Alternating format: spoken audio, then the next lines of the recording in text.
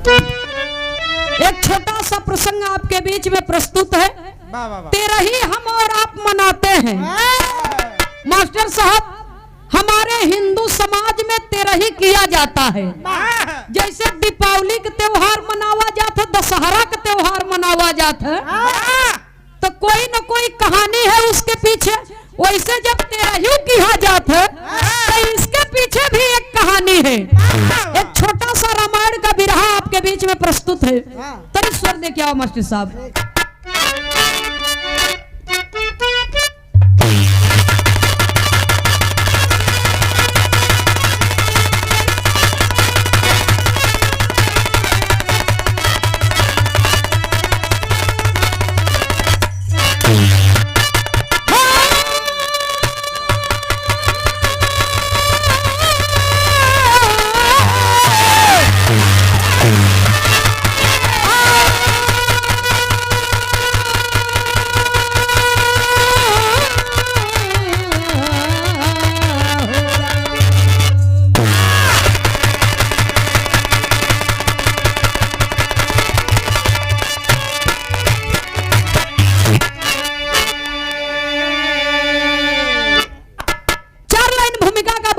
कहना है नास लंका हुई राम के बाण से, हरि जी आए अवध सैन्य के साथ में। राज्य ताज पाए भभीषण जभी, देखते स्वप्न सोने पे हरि रक्त सरिता में रावण खड़ा रो रहा, रूप लगता भयानक करे गर्जना। हो कहीं भोर तज करके लंका नगरी, जाके मैदानों के भी किया अर्चना।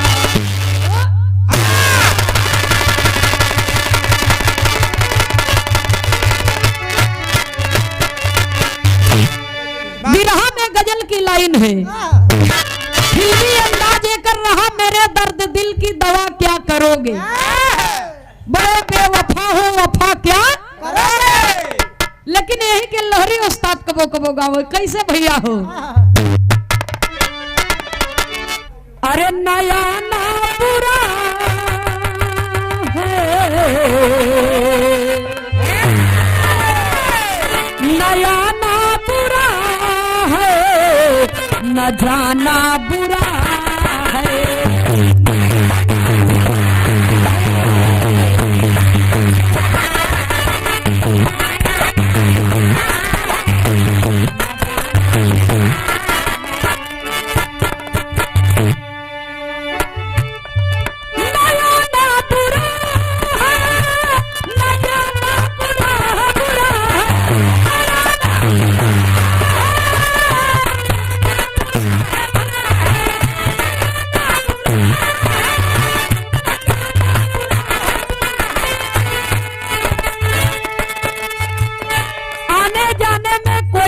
नहीं है, कहीं भी आप आ सकते हैं जा सकते हैं। बुराई कौन चीज में बा। अरे नया ना बुरा है, न जाना बुरा है। अरे मगर सोचता हूँ, मगर सोचता हूँ जमाना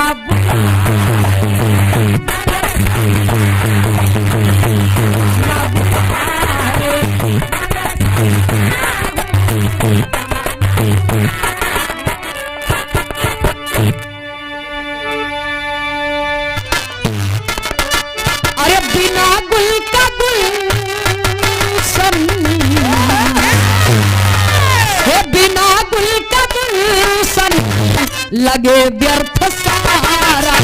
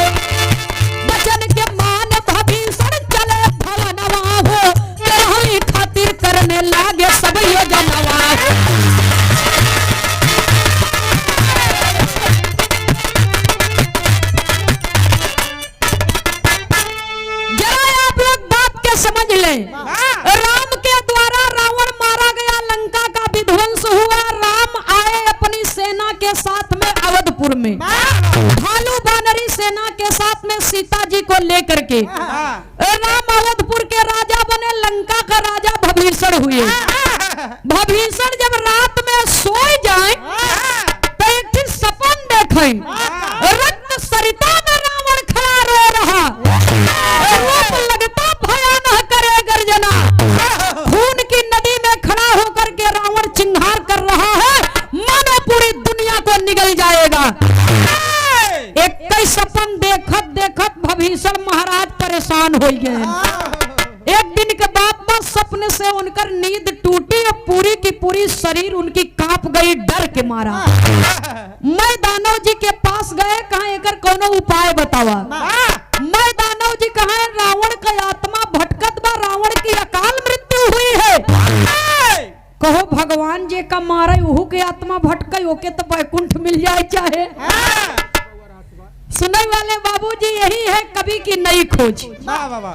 रावण का आत्मा भटकत बा, रावण के आत्मा के शांति है तो जाकर के त्रयोदशा तेरही का आयोजन करिए। सारा विधि विधान मैदानों बता दिए। भभीषण जी आए के तेरही फान दिहन रावण के, लंका में तेरही फन गई, चारों तरफ न्योता गा, राम के न्योता ही नहीं आई। अयोध्या में जब प्रभु राम को निमंत्रण नहीं आया तब गुरु वशिष्ठ जी से बुलाए के भगवान राम पूछते हैं कि अगर मैं रावण को मारता ना तो भभीषण राजा न बनते, और राजा बन गए तो भभीषण रावण की तेरही फान दिए, सबको निमंत्रण दिए, हमको निमंत्रण ही नहीं दिए, क्यों? तो वही गुरु वशिष्ठ जी बताते हैं। बिरहा में एक लाइन तर्जमा, लेकिन तर्ज से बढ़िया बिरहा में फर्जवा।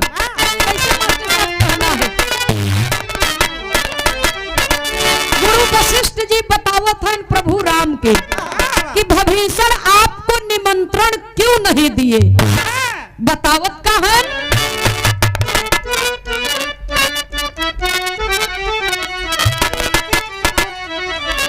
नहीं अवध में पाती अइले, गुरु सारा भेद बतइले, नहीं अवध में पाती अइले, गुरु सारा भेद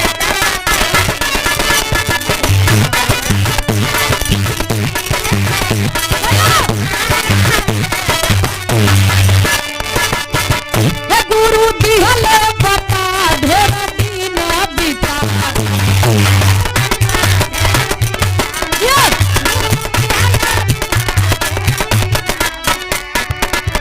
राम कैला खता मरे तुहरे पिता,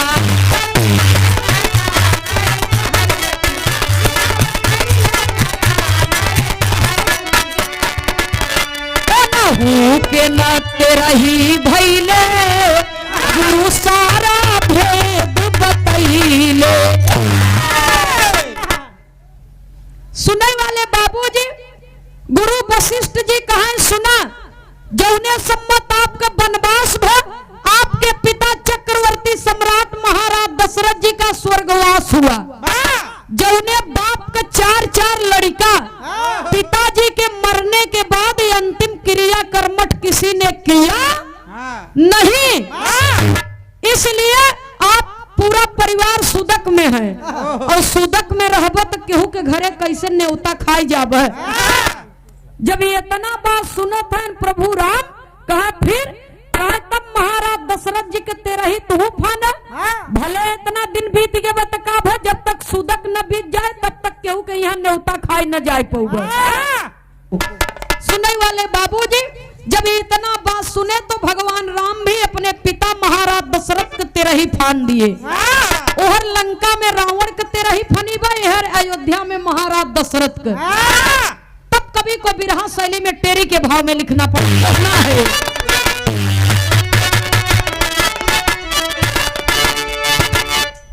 अरे मिठाइया भरी भरी दोना में मिली,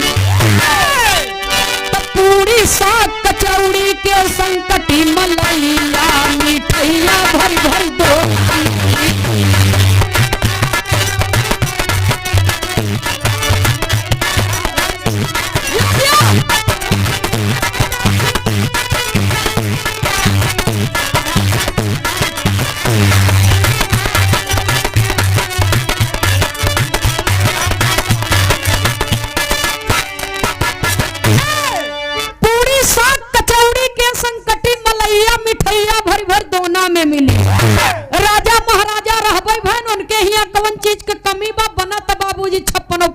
व्यंजन।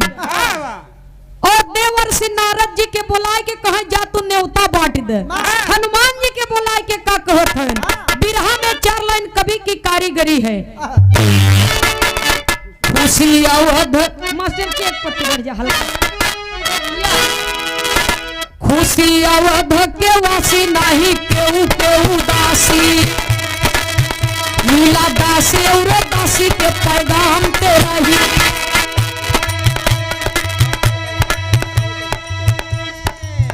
पुरान बिरहा के पुरान धुनी आए बाबूजी के झूमर छंद कहती।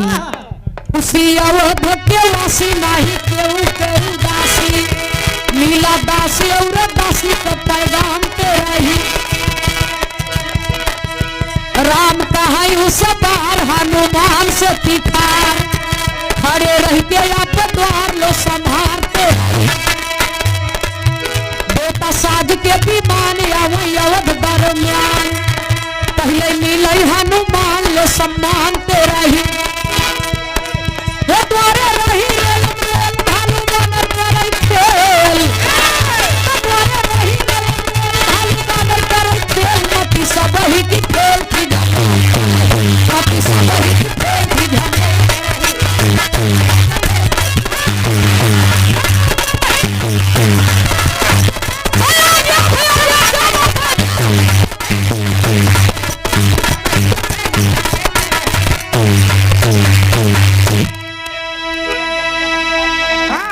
हनुमान जी के बुलाए के कहा लंका में हमार बड़ी इज्जत रखे हनुमान। आज अयोध्या में मर्यादा फंस गई बा, तो जाए के अयोध्या के गेट पर अपने भालू बानरी सेना के लेके तैनात हो जा। चाहे देवता आवे चाहे मनुष्य आवे, चाहे राजा आवे चाहे रंग आवे, सबकर सम्मान हमारे अयोध्या में उतना ही होए के चाहे। केहू के अपमान हमारे नगरी में न हो चाहे। हनुमान जी गेट पर पहरेदार बन गए और नारद जी सकतौ न्योता बांट दिहन, ब्रह्मा विष्णु शंकर जी के न्योता वही काट दिहन। अयोध्या में पूरी छनई लगी, देसी घी एक महक ब्रह्मलोक में पहुंचा। तो ब्रह्मा जी जब ध्यान मग्न भंत कहनो हो अयोध्या में 13 ही फनी बा, लेकिन न्योता नहीं आई बाटे। सुने वाले बाबूजी जब ब्रह्मा जी ध्यान मग्न भन कहने होता नहीं मिला बा पूरी कैसे खवाई। बिरहा सुने वाले भैया बिना न्योता के केहू के घरे जाए के न चाहे, केहू के यहाँ खाए न चाहे। इतना बात मन में विचार करता है तो सोचता है हो सकता विष्णु जी के मिला हो। चलिए वो नहीं से कही क्षीर सागर में पहुंचन विष्णु जी से कहा कहो एक न्योता में दोनों भाई खाए ले तो कौन हर जबा तोहार कही। विष्णु जी कहे हम हो न्योता नहीं मिला बा। शंकर जी के लगे गए भगवान भोलेनाथ कहे हम हो न्योता नहीं मिला बा। जब इतना बात सुने तो विष्णु जी कहे देखा भाई हम तो न जाबई। और ब्रह्मा जी कहा जब तू न जाबा तो हम न जाब। दोनों जने अपने अपने वतन के चला गए। हर भोले बाबा का मन डोले लगा। माई पार्वती से कहा तू चली 2 कचौड़ी खाए नहीं आई। माई पार्वती कहा क्यों चीन हिले तो का कहबा बिना न्योता के आई है। कहा तो हूँ धन्य भाऊ कोनो एहर ओहर तेरा ही है का पूरे विश्व को खेल बा। चला भेष बदल के चला जाए 2 कचौड़ी खाए चला आओ जाए निहारे बैठ के क्यों देखा सुनाई वाले बाबूजी। तो जब इतना बात सुनिन माता पार्वती तो दोनों प्राणी भेष बदल के चल दिहन। और जब चल दिहन तो यहाँ पे हमारा इलाहाबाद प्रयागराज का खाटी तर्जबा तय बढ़िया से बता के आवा।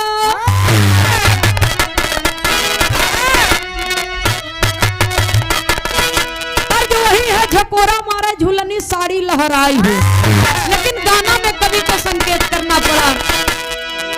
अरे राम तेरा ही यही में बुढ़ाऊ ए भाई तेरा ही यही में बुढ़ाऊ आए भोला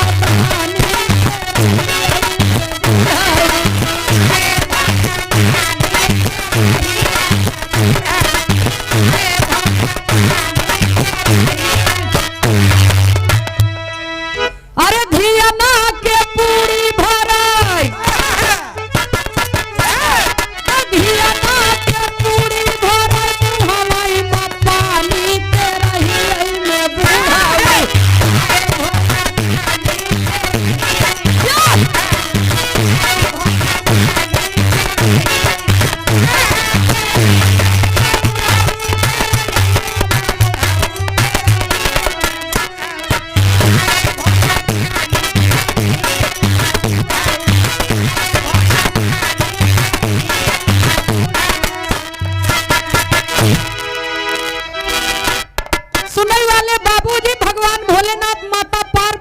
चल दी हैं दोनों जने।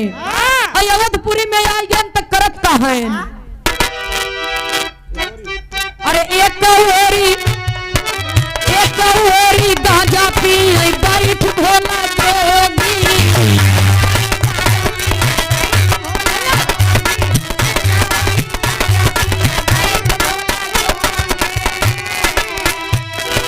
जाके एक बानर दी होशबारा भाई के फोड़ी।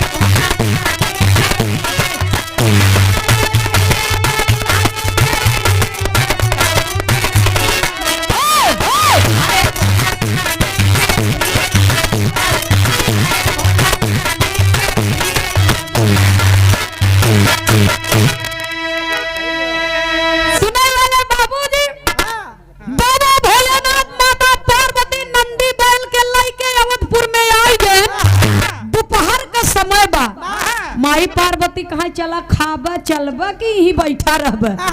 बाबा भोलेनाथ कहाँ बिना न्योता के आई है रचे अनहियार हो तब चली की।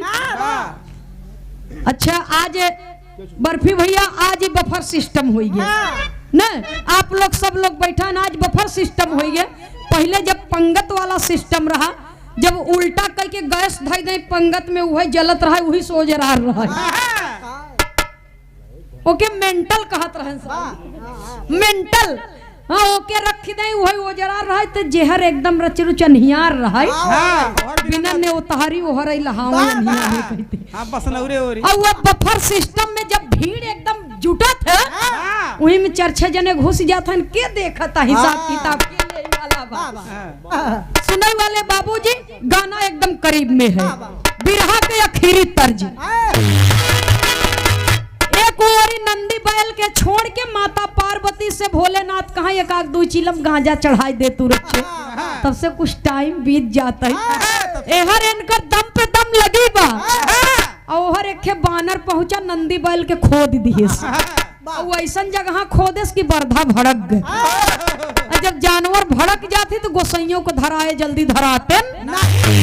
माता पार्वती भोलेनाथ से कहा जाए कि बरधवा पकड़बा की सवारी चली जाए के थस चलवा लौटानी। और जाए के बाबा भोलेनाथ दौड़ावत है नंदी बैल के पकड़ाई बदे। सुने वाले बाबूजी बाबा भोलेनाथ दौड़े नंदी बैल के पकड़ाई बदे। पूछिन पकड़ा ना, पूछ पकड़ के दन से लटकिन तक गए। ससुर छोड़ब न तो के अब पूछ पकड़ के लटका है ना। नंदी बैल सोचा था मजन कोनो बानर आए के मोर पूछिए थे कि लटका बा। एक दाई तो इतना बार खुराफात करे बा, दूसर का पता नहीं का करे हमारे संगे ऐसा करी हमहू दौड़ाऊ बिन के। नंदी बैल स्पीड पकड़ ली है, काकर पाथर ऊंचे खाले लगा घेरा हो। अब बाबा भोलेनाथ पूछ पकड़ के बरियारे लटका है एकदम से छोड़ब तो है ने। पूछ पकड़ के बरियारे लटका है ना, कंकर पत्थर के रगड़ से बाबा भोलेनाथ के खेहुना के ठुना फूट गया। और जब फूट गया तो हाथे से पूछ छूट गया, बेहोश हो के वही गिर पड़े।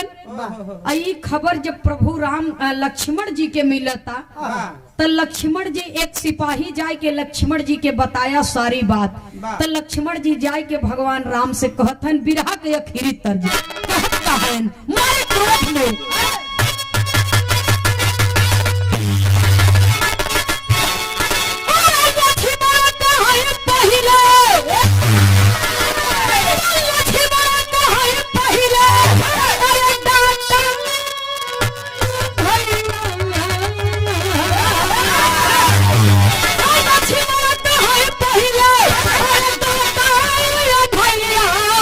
अब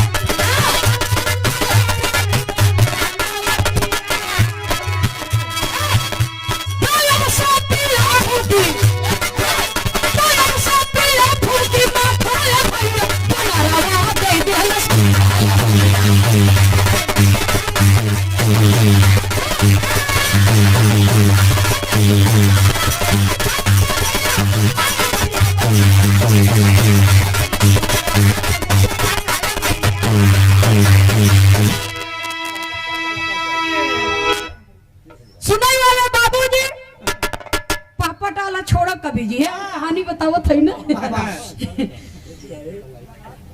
सुनाई वाले बाबूजी लक्ष्मण जी भगवान राम से कहे हमें छोटवार जान के जहाँ देखा तहाँ पाछे की हे रहत है ये बानर भालू के लगाई दी है सम्मान करे बदे इन्होंने लंका समझे हैं उजाड़ बिजार के रख दी है पूरा। अपने दुआरे एक अतिथि आए उनकर खेहुना गेठुना फूट गया हनुमान जी के सेना के कारण। जब जेकर मालिक ऐसन बा तो ओकर नौकर चाकर सेना कुल कैसे रहे।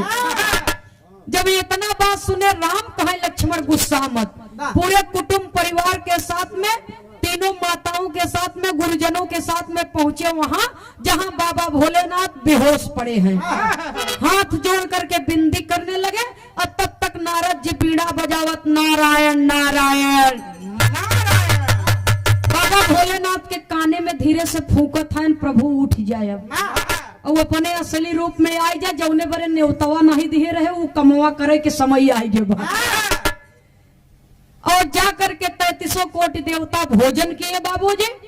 और जब ये धरती से जाने लगे भोजन करके अपने अपने स्थान की ओर तब ब्रह्मा विष्णु शिव जी के पास जाकर के देवर्षि नारद जी ने कहा कि जब जब इस धरती पर किसी कार्य का प्रारंभ हुआ हो तब तक परमात्मा ने लीला किया है।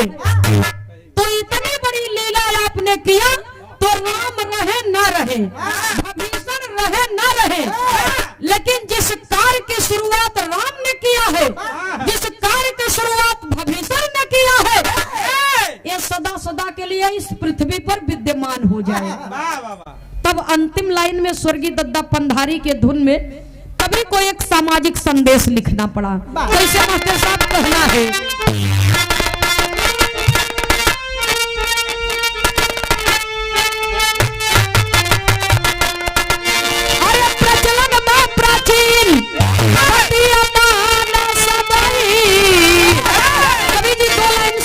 संदेश लिखे कैसे मास्टर साहब।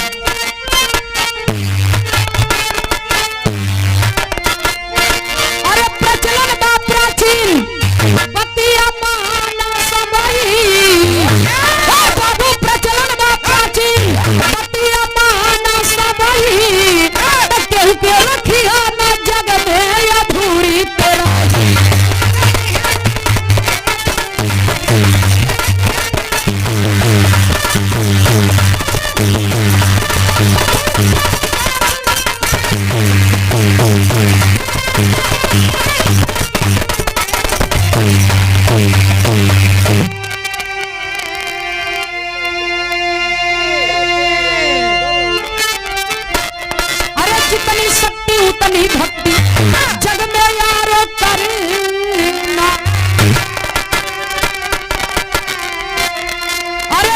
किसी के बहकावे में घर को गिरवी रखना रहना घूसखोरों से दूरी हो अधूरी तेरा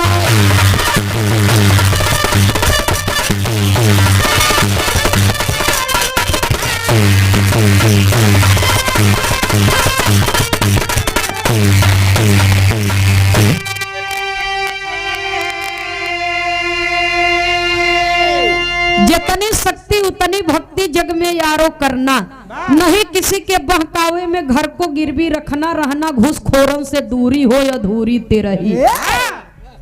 जितनी शक्ति हो उतनी भक्ति इंसान के करे के चाहे। अब प्रचलन बा प्राचीन बतिया मानस सबही क्योंकि रखी है न जग में अधूरी तेरही। अपने पल्ले अगर शक्ति नहीं तो घर दुआर खेत कियारी कुल बेच के स्वयं बिचाई जा तब माई दादा के तेरही हो ऐसा करे के न चाहे। जितनी शक्ति हो उतनी भक्ति इंसान के करना चाहिए और अधूरी तेरही न रखे चाहे केहू के। चाहे हाड़िन मेटी झौस दे लेकिन कर्मठ पूरा कर दे, कर्मठ अधूरा रखे के न चाहे। तब से तेरही का आयोजन होने लगा और दोनों तरफ से सुदक समाप्त हुआ लंका में रावण के तेरह ही समाप्त हुई, अयोध्या में महाराज दशरथ की, और भक्त और भगवान का दीदार हुआ। सुनने वाले श्रोता सज्जनों, आखिरी लाइन में गुरु घराने के परिचय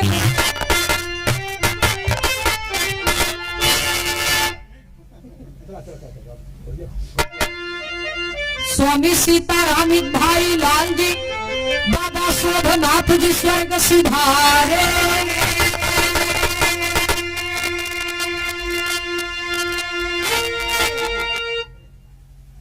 मंगल यादव जौनपुरी, विजय बुल्लार जी गीत सवारे।